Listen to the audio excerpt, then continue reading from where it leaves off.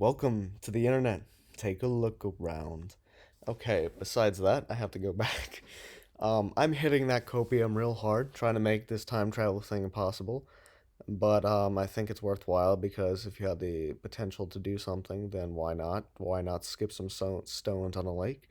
Because really, skipping stones on a lake is the fundamental thing we do.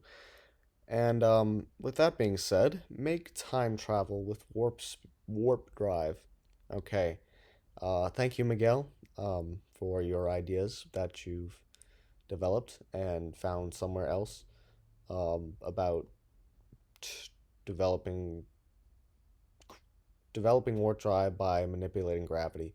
And to do that, we are going to think about that, right? So they said negative energy was a thing, and this guy, I don't know his name was, but he said that negative energy was a thing. And well, he didn't say negative energy is a thing. He said that if negative energy was a thing, you could use energy to open up a wormhole because gravity would be wanting to pull it inwards and collapse it, while negative energy, instead of falling down, you fall up, and that's pushing on the outer rims of the space-time continuum and allowing a pressure to be built up, which allows for passage through that existence.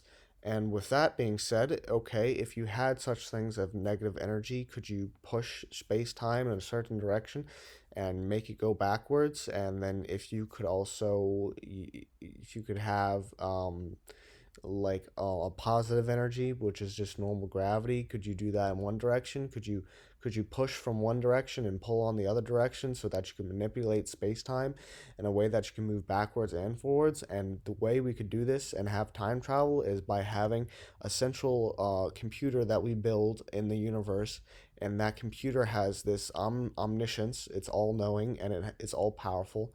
And so we take that computer and we say to ourselves, okay, that computer is going to be responsible for knowing everything.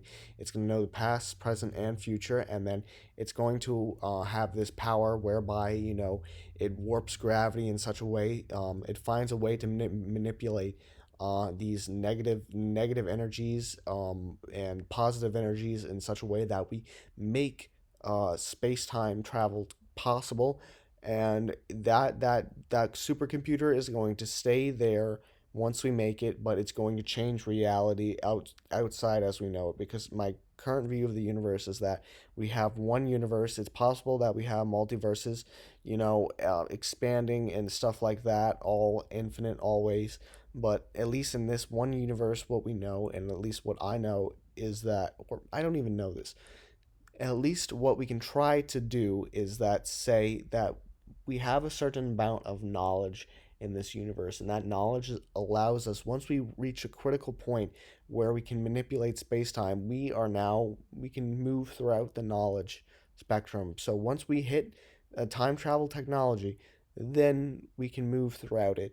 But it's important that this computer never gets touched by the time travel technology, because as long as the computer never gets touched by the time travel technology, then you can move everything you can move everything without messing causality, because the computer will always be made. It will always be made. Not we're gonna take this computer and separate it from the rest of the universe, so that there's never a reason why the computer wasn't made in the first place. Now, and then brings up ethical moral questions about time, like that Loki thing from Marvel, where you have a time police, and they are responsible for controlling the direction of time and such things like that.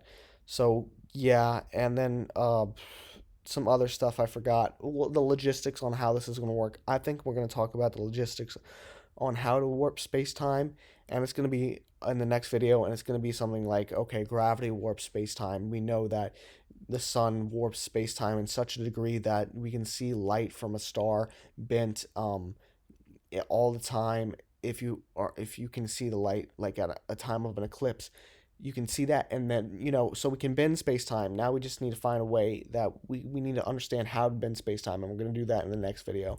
Thank you for watching. I will see you in the next one. I'll try to learn a language.